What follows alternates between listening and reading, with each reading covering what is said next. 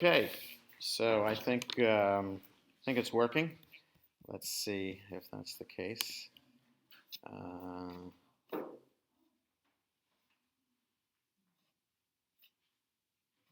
think yes, there it goes. Okay, good. Hmm? You send Seymour an invitation to participate? Seymour Rosenblum? Yeah.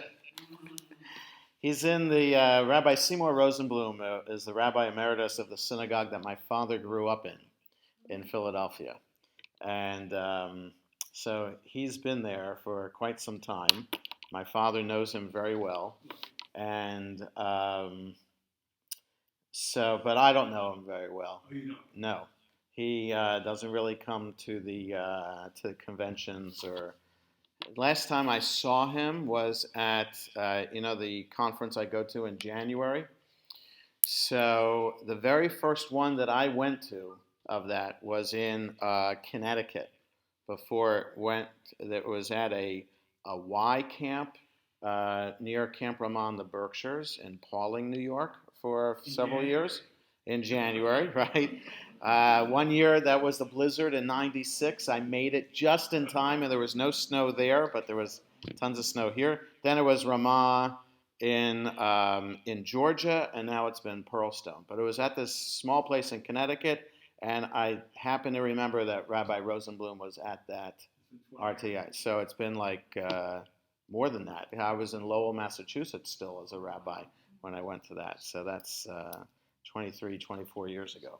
Anyway, so he's been in Philadelphia for a long time. He came to Philadelphia from Detroit, and the synagogue that Rabbi Rosenblum was the rabbi of, which is known in Philadelphia as AJ, Adath Jeshurun, it's called, is one of the oldest synagogues in Philadelphia, founded in 1847 by German Jews. And so I don't remember if it started as a Reform synagogue or an Orthodox synagogue. I don't remember offhand. But it became a member of the United Synagogue, and Rabbi Max Klein was the rabbi there for many years. He edited a prayer book which is very similar in style to and substance to a Reconstructionist prayer book, and that's the prayer book that AJ would use. Quite different than every other synagogue. People who went to AJ knew, and if you're a visitor at AJ, you knew that some of the prayers are going to be different, and that's just because of Rabbi Klein. And your father went there? And my father grew up in that synagogue. Yes, yes, he did. And his confirmation class picture is on the wall, the class of 1948. And he. Yeah, they had a Boy Scout troop there based in that synagogue. My father went to that Boy Scout troop, and it was in North Philadelphia, as well as Beth Shalom, the Frank Lloyd Wright Synagogue. So both of those synagogues are about a couple miles apart in North Philly. Now, the old Beth Shalom building is a Korean church. And the old AJ is not a building anymore. It's a parking lot, part of Temple University's campus, extended campus. Both buildings moved to Elkins Park, a suburb, which was booming Jewishly. It's not booming anymore. But in their heyday, both of them had well over 1,000 families, and where they're built, they're a mile and a half apart, down the same, like the Georgia Avenue of Elkins Park is where those synagogues are located, and there's a big Reform synagogue there as well, KI, and that KI also has declined in numbers. So those three synagogues now. Never would you have thought about it before. Never would Beth Shalom and AJ even talk to each other before. But now they have a combined religious school. All three of those synagogues have a combined religious school. And the two synagogues combine together sometimes for weekday Yontiv services. And my parents told me this I sometimes feel good about this. The seventh day of Passover, we had a pretty small crowd here, about 25 people. they did a combined service on the seventh day of Passover. They also had 25 people. So, yeah, so Elkins Park isn't as big a Jewish community as, so both synagogues are about 500 families now instead of well over 1,000 families. And Rabbi Rosenblum retired a few years ago. They have a woman rabbi there now, and he hasn't really been heard from much within the conservative movement. Okay, so there are a number of rabbis who are prominent who represent the movement. You know, they write for the Jewish Week, so you can see Rabbi David Wolpe. He writes a weekly column, a short pithy column for the New York Jewish Week. Rabbi Jerry Skolnick and my sister-in-law's synagogue in Forest Hills. He also writes a column for the Jewish Week. There are people who are prominent within the movement, who write a lot. Rabbi Rosenblum hasn't really been heard from until all of a sudden he writes this op-ed for the JTA, the Jewish Telegraphic Agency, which is kind of like the AP of Jewish press. Okay, so their articles appear in the foreword. They would appear in other places as well. But they have a website, and you can read latest Jewish news, whether it's about Jewish religious news or news about Israel, that kind of thing, and Jews around the world. So jta.org. And so this op-ed appeared, and it flashed on RavNet and other places, and then nobody has talked about it anymore since. So it came out a couple weeks before Passover, and I thought, okay, let's talk about this. Maybe this would be a big deal. It turns out that there are. Well, let me back up. So the article is called "It's Time to Allow Conservative Rabbis to Officiate at Interfaith Weddings." Okay, so now the question is why conservative rabbis haven't been allowed to officiate at interfaith marriages. And Reform rabbis do, though there aren't too many Reform rabbis around here that do. There are a number of Reform rabbis across the country that do, and there are some Reconstructionist rabbis who do as well. The issue, and of course Orthodox rabbis don't at all, and the issue boils down to halacha, to Jewish law. The key line, well, let me say it this way. A Jewish wedding is both a religious ceremony, recognizing that a couple is getting married in the eyes of God, and it's also a legal ceremony. So recognizing that there is a Jewish legal way to get married. And that second part, I just want to expand upon, because not too many people are that familiar with the idea when you talk about religion and Catholicism, Christianity, Islam, Judaism, you talk about a relationship with God.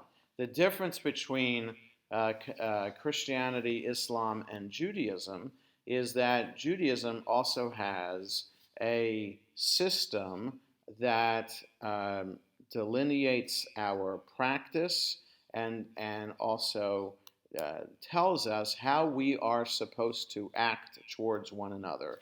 And that whole system is halacha. Okay, so that differentiates us from other religions in the world, in that everything that we do that is religious is also legal in nature.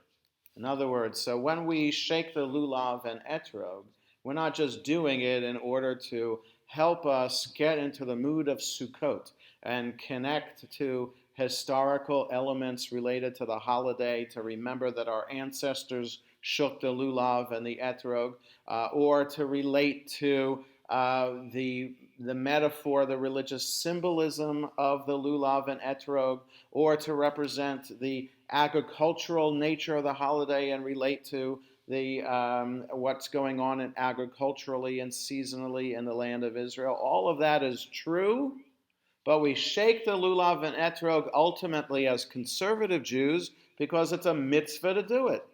We have to do it.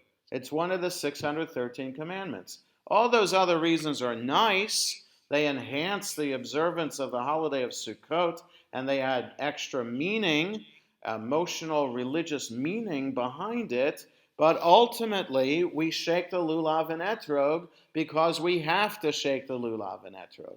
And that's why you'll see some people, the more Orthodox, the more they do this, will go with a magnifying glass in certain markets in Israel when they buy the palm branch and they buy the etrog and they buy the myrtle branches and the willow leaves. And they'll have a magnifying glass to make sure that there aren't any blemishes on any of the leaves or on the etrog itself. Because if it's a mitzvah, if we have to do it, we want to make sure we're doing it absolutely correct. And absolutely correct means that they shouldn't have any blemishes at all. Okay, so the more serious one is in ensuring that one fulfills the mitzvah, the more seriously they'll take it, and then also the more expensive the lulav and etrog will be. Yes, Marlene. So does it say that in the Torah that it doesn't have to have no blemish? So that's another element of this. So all the mitzvot stem from the Torah, but they don't exactly, they're not explained or specified or elaborated upon in the Torah. What we know in the Torah is that we're supposed to gather together the palm, myrtle, willow, and fruit of a goodly tree. Okay, gather them all together on the holiday of Sukkot. How we're supposed to gather them together, how many of them we're supposed to gather together, what size they have to be, what is the fruit of the goodly tree, right? That the Torah doesn't explain, the rabbis explain. So the way the rabbis explain it is the way that we do it. So certain laws are known as midoraita from the Torah, the Aramaic word, and others are midrabanan from the rabbis. Lulav and etrog is from the Torah because it says it there, even though it doesn't say etrog in the Torah. It says fruit of the goodly tree. The rabbis explain what the fruit is, and even though they say it's the etrog, it's still deoraita. It's a Torah law. Okay, so that's just one example of how something religious becomes legal as well. So a wedding you would think would be the same idea, that it would be mainly a religious ceremony. Here we are sanctifying a relationship between two people, and I'm leaving it at that, as opposed to a man and a woman. Let's say a relationship between two people who fall in love, want to sanctify that relationship in the eyes of God, so you get married religiously. What a beautiful idea. It adds a sense of eternity to your wedding, a connection to the community at large, the history, another link in the chain of tradition, etc., etc. All the symbolism you want to apply to it applies to it, but there's a ketubah, which makes it legal. There's a ring, which makes it legal. And then there's the consummation of the marriage, which makes it legal. 3 ways legally to get married Jewishly. Okay? So, since there's a legal nature to getting married, then it would make sense that both partners getting married would have to be part of that legal system. Right? So, in other words, for certain ambassadors in this country, no, all ambassadors to this country are immune diplomatically to certain American law because they are citizens of another country, right? So if you have a license plate on your car that is a State Department license plate, a consular license plate, you could park anywhere you want to park and are not subject to parking laws in certain areas. You might be immune from speeding tickets because you have a consular license plate. And God forbid there's some more serious accident, you can even get out of those more serious accidents. I remember a number of years ago, a famous case of, I don't forget, an Armenian ambassador, something like that, killed somebody, hit and run accident, and there was a whole brouhaha that theoretically that guy could have gotten off because of the diplomatic plate. So not subject to American law because you're not an American citizen. So you can't. So that same law would apply Jewishly as well. Why would someone who is not Jewish be subject to Jewish law when it comes to a Jewish wedding?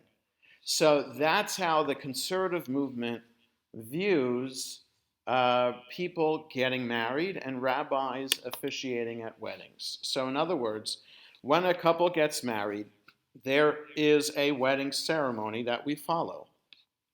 2 cups of wine. There's a blessing for the betrothal ceremony. Then there's the exchange of rings, which most conservative rabbis do. Really, technically, only the groom gives the bride a ring. But what the groom says to the bride is, Harei at mekudeshet li betaba'at zo kedat Moshe v'Yisrael. Behold, by this ring you are consecrated to me as my wife in accordance with the laws of Moses and Israel. Okay, so you are declaring, by giving the ring, you are declaring that the groom is declaring to the bride that we are getting married Jewishly and legally. Okay, and then there's the reading of the ketubah and the giving of the ketubah to the bride. The ketubah is the legal document in which the groom expresses and signs off on all the responsibilities that he has to his partner. And then there's the recitation of the Sheva Brachot, these 7 blessings, which talk about love and talk about the creation of man and woman and how this couple represents the happiness of the entire Jewish community. So it's a Jewish wedding, it's a religious wedding, and it's a legal ceremony that takes place, which therefore makes sense that a rabbi should officiate at a wedding of 2 Jews getting married to each other. So that's the way it has been within the conservative movement and the way it has always been. And in fact, it's one of the few standards of practice that to be a member, when a rabbi is ordained from the Jewish Theological Seminary, from the Schechter Institute in Jerusalem, from the Seminario Rabbinico in Buenos Aires, or the American Jewish University, the Ziegler School of Rabbinic Studies in California, you become a member of the Rabbinical Assembly automatically.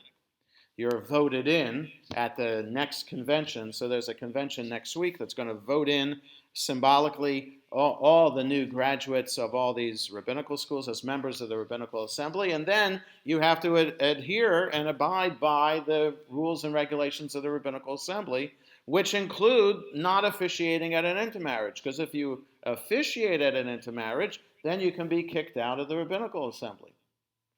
It's quite clear. Yes?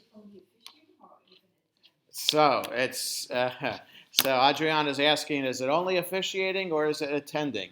So I'm clarifying and stating specifically officiating because there are many. This gets to the next element here, which is why Seymour Rosenblum wrote this op-ed piece.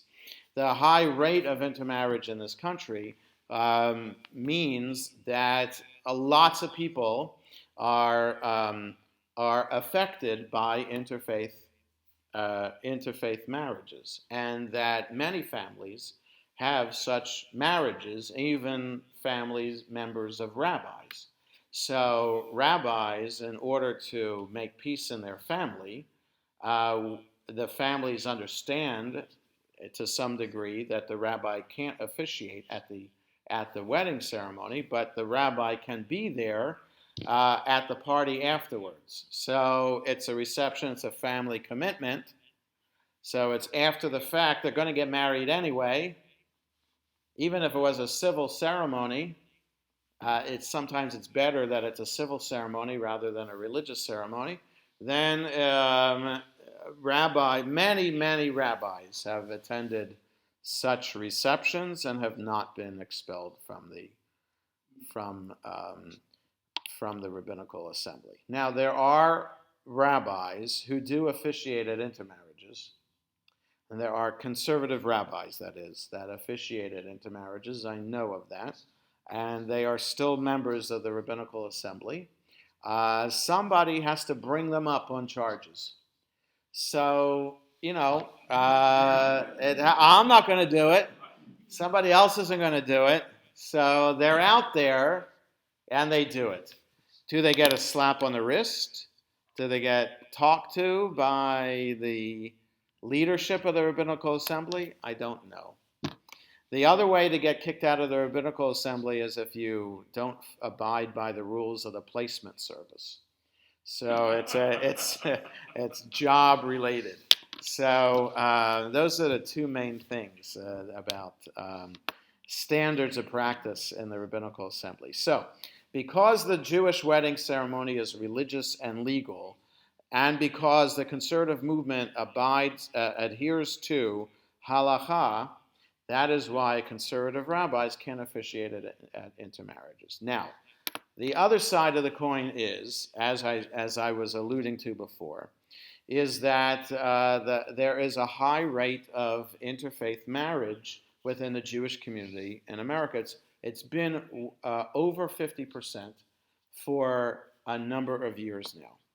So, if that's the case, the conservative movement has always had this two-handed approach to interfaith marriages. We can't, and I'm saying we as rabbis, we can't officiate at an interfaith ceremony. Yet, if an interfaith couple comes to us saying they want to be a member of the synagogue, we welcome them with open arms.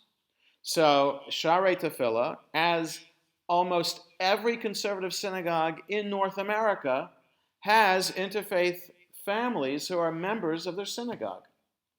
And the Jewish partner of the couple is considered the official member of the synagogue. We, in fact, just consider them family members. So it used to be 30, 40 years ago that if an interfaith couple would join a synagogue, all the mail from the synagogue, all the correspondence would be addressed to a Jewish member of the family.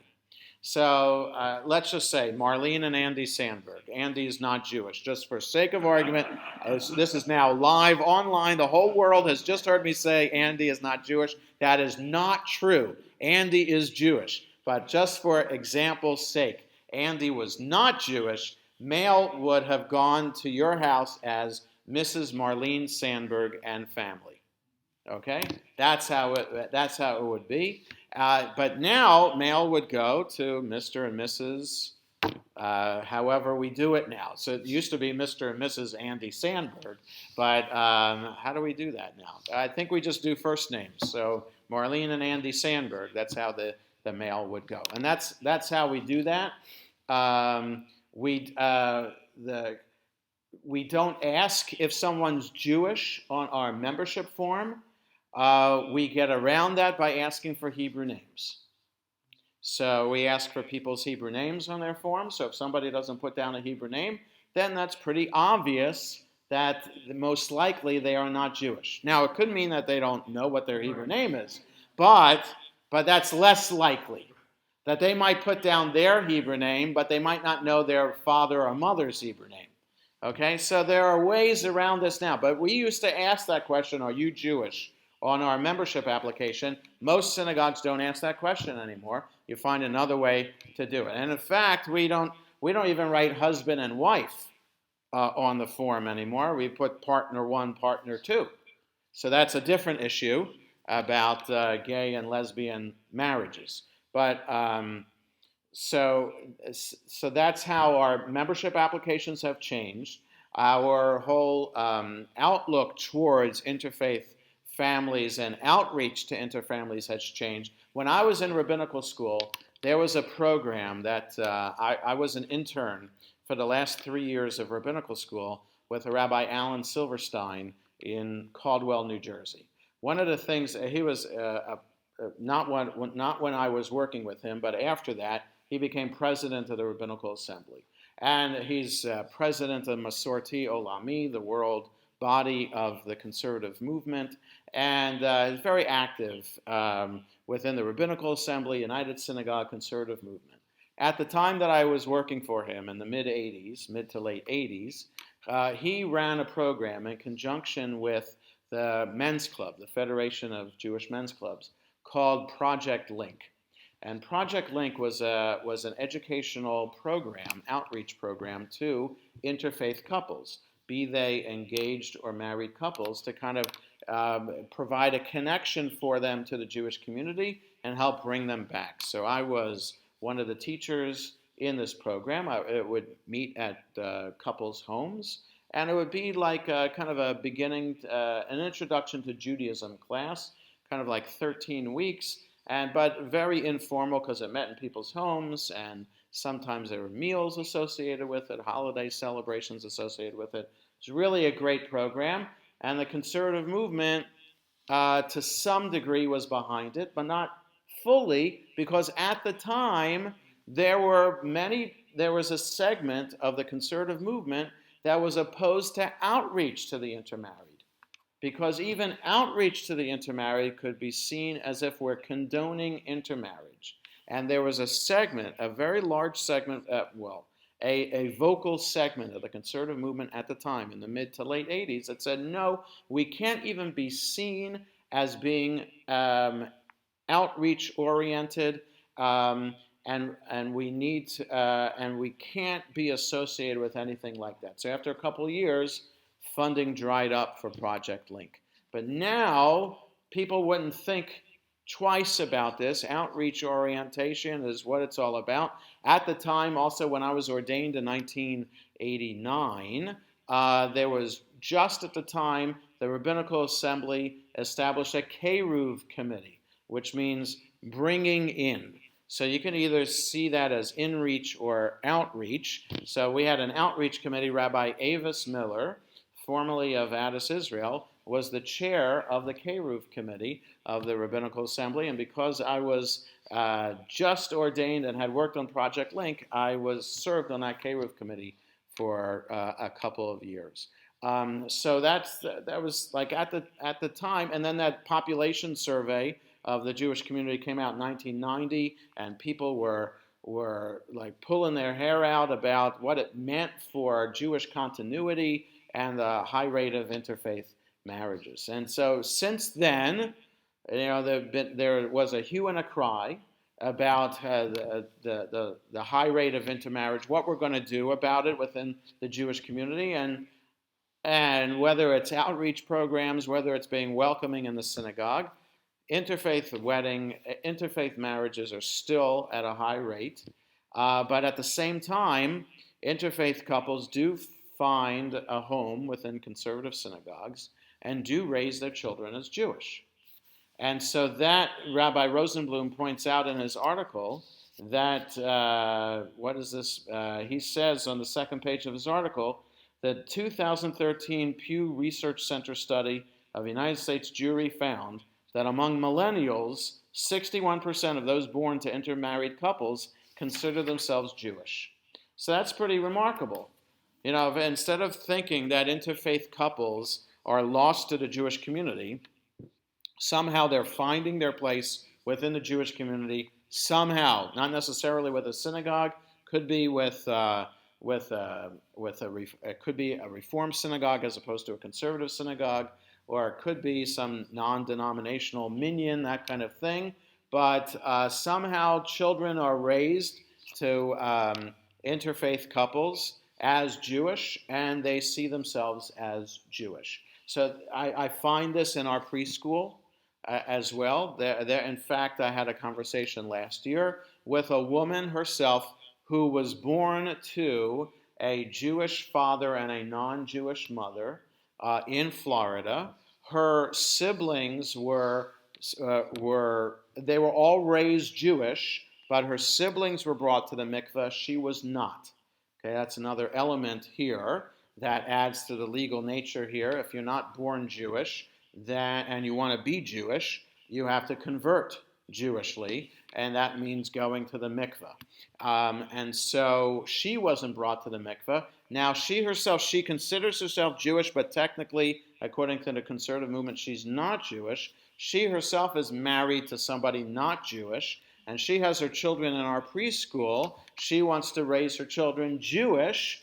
She knew what my answer was going to be about this since she came to me. I have to be honest and open about what the conservative movement has to say. Let's just all go to the mikveh together and just affirm your Jewishness because you were raised Jewish. She went to Hebrew school. She went to Birthright. She did all the Jewish things. And so she's Jewish. She just has to go to the mikveh to formalize it. And her kids, too, just go to the mikveh. She hasn't come around and done that yet. Okay? So this is the problem that the dilemma that the conservative movement faces, that on the one hand, we want to reach out to these families, and on the other hand, we are kind of not reaching out. We're reaching out and pulling back at the same time, and families can be turned off to us. So that happened with another family from the preschool a number of years ago, where the woman,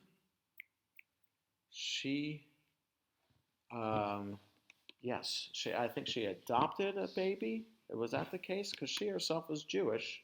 But I guess she adopted her baby, had a bris, but did not have a bris, and also did not go to the mikveh.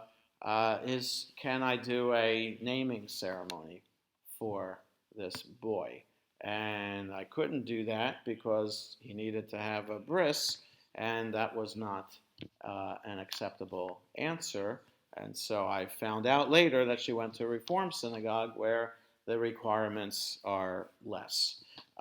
So this is the issue that the conservative movement faces, and that's what Rabbi Seymour Rosenblum is responding to in his article. Enough already with putting roadblocks in the way of reaching out to these interfaith families. If we really want to do outreach to them, if we really want to express to them that we are welcoming, then we need to lower all these barriers and start officiating at interfaith marriages. And even though the ceremony, the traditional ceremony might not be appropriate, do a different ceremony and say to these families that yes, under the eyes of God, this is a Jewish way to marry you, and this is how you can feel comfortable within the movement. Not sure how many people, I don't accept what Rabbi Rosenblum has to say here, that there are just limits to what we can do. And that's part and parcel of being a halachic movement, that we're going to face issues and be confronted with people who have a problem with halakha. And if there is just so much way that we can allow halakha to bend without halakha breaking.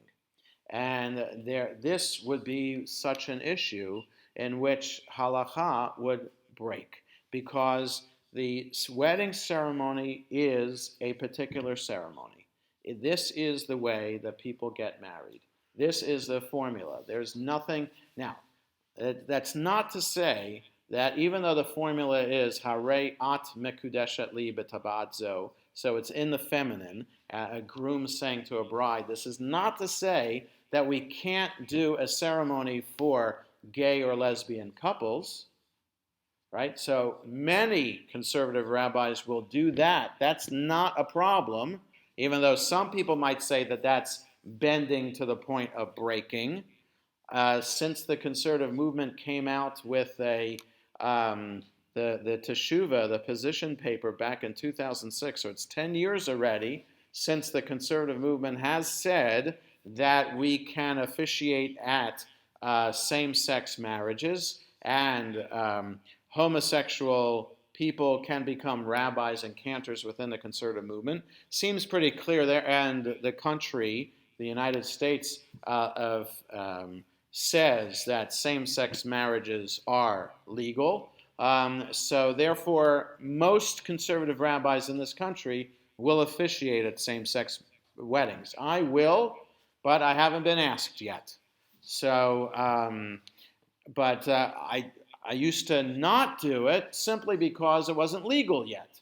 And when I do a wedding, I only do a wedding if there's a marriage license that I can sign. So if there's no marriage license, I can't do the wedding. Now there are some rabbis who will officiate second marriages for people in their 80s who, for some reason, for tax reasons or Social Security reasons, don't want to have a marriage license. They just want to be married Jewishly so that they know religiously that it's okay for them to be married and to live together, but they legally don't want to be married.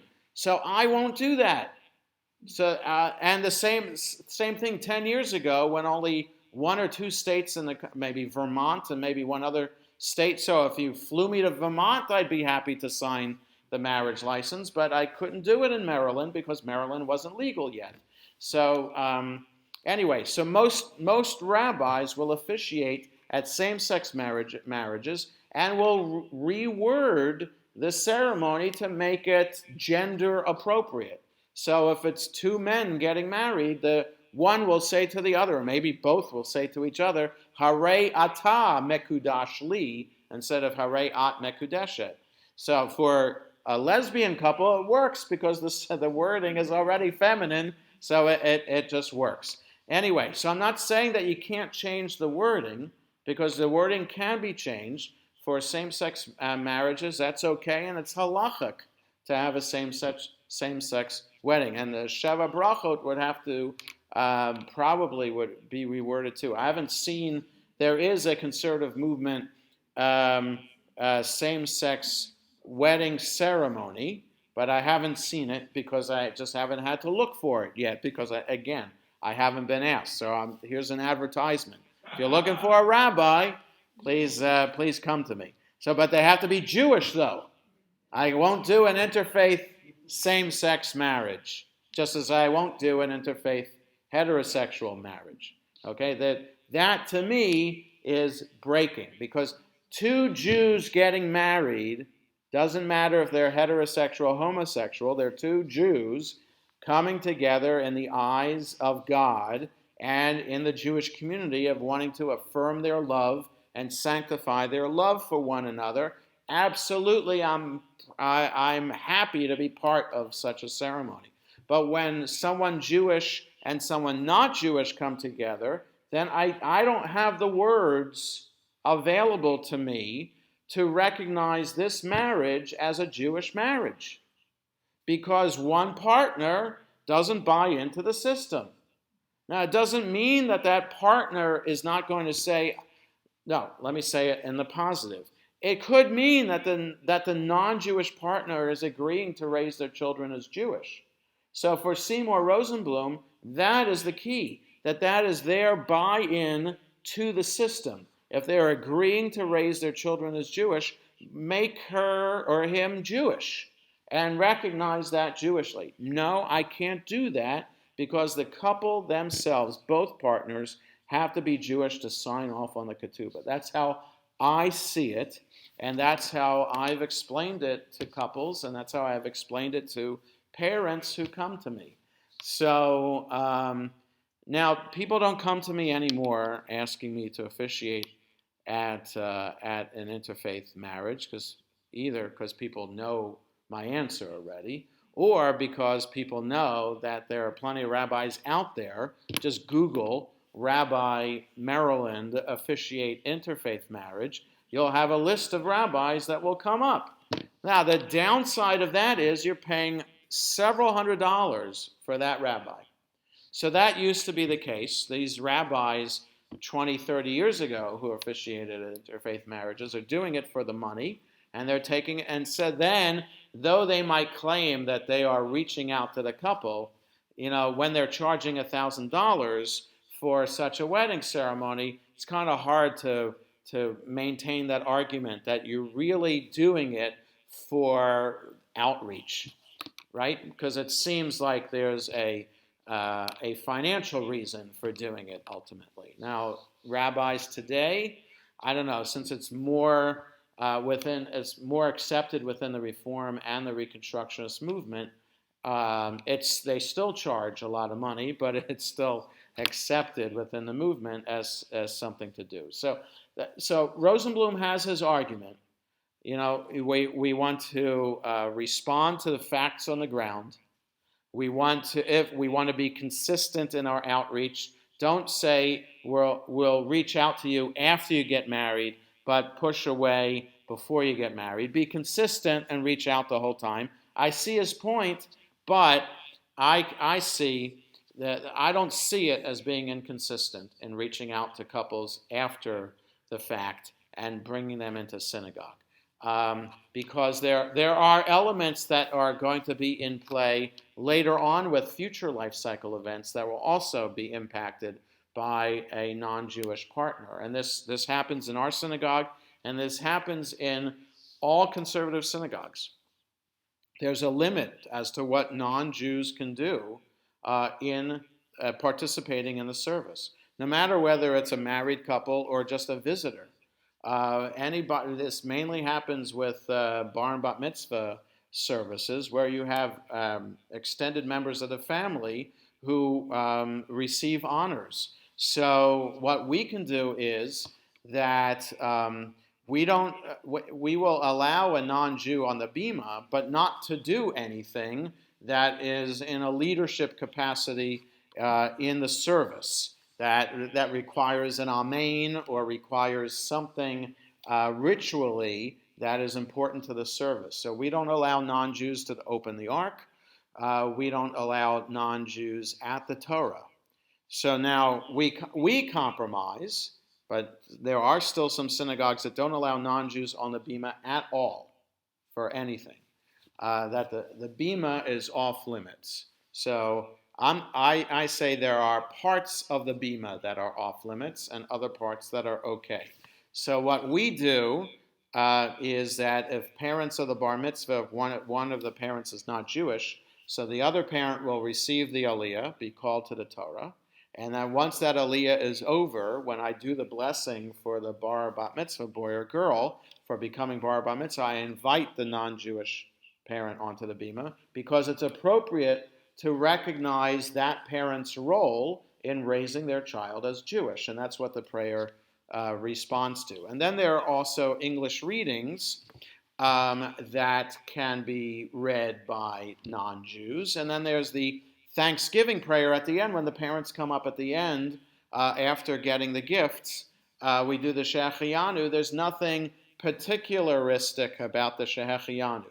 There are other prayers that are particularistic, and by that I mean when the prayer says Asher kitshanu b'mitzvotav etzivanu. If a prayer says, "Who has sanctified us by the commandments and commanded us," that's a prayer that makes sense that only a Jew can say, because a non-Jew hasn't been sanctified by the commandments and hasn't been commanded to do this prayer. But a prayer that doesn't have the Asher Kitshanu formula is a prayer that anybody can say, like Hamotzi Lecha Min Haaretz. Right? So you can thank God for bringing forth bread from the earth. There's nothing particularly Jewish about that prayer, except it's in Hebrew. So if you say it in English, so that's a nice prayer. So prayers like that, non-Jews could say. So Shehechianu is such a prayer. Even though there's an amen with it? It doesn't matter. I mean, that's a compromise that I make and that many rabbis make. That praise to you, Lord our God, ruler of the universe, who has kept us alive, who has uh, who has sustained us and enabled us to reach this day, that's not particularly Jewish. I mean, that's a Jewish formula, but there's nothing particularly Jewish about it. That can be anybody who believes in God can say that prayer, right? So that's my compromise, that both parents can be there to recite the Shehafianu prayer. So there are some rabbis that don't allow non-Jews on the bima and don't allow non-Jews to say any kind of prayer like that. But this is our compromise. And there are other rabbis who allow the non-Jew there to say the aliyah, to say the blessings at the Torah. So there is a teshuvah that came out recently that allows non-Jews to open the ark. So that we don't do. So again, it's ways in which we're trying to welcome people into the service. But if you go to a church, particularly a Catholic church, where people get up to receive communion, only Catholics who have been baptized and confirmed can receive communion, right? At least baptized. I don't know about confirmed, but at least baptized. Those are the only ones that can receive communion. So if you're a Catholic who hasn't been baptized, you can't get up there to get communion. And then if you're not Catholic at all, you can't do it. So where's the outreach in the Catholic Church for non-Catholics? I'm just saying that that we're not the only religion that has rules about who can participate in the service, or even more specifically, who can have a leadership role within the service, right? So this is the thing. If we are a halachic movement, as a conservative movement is, then by nature we have these rules, and then sometimes they're going to be seen as unwelcoming, and there's just a limit as what we can do to bend the rules to make Judaism and the synagogue as welcoming as possible. So in the end, I disagree with Rabbi Seymour Rosenblum. I don't think that this is a place still that conservative rabbis should bend the rules and should be involved in this. I don't see a need to do this, and I still see that interfaith couples still coming to the synagogue and still participating in it. So 2 questions.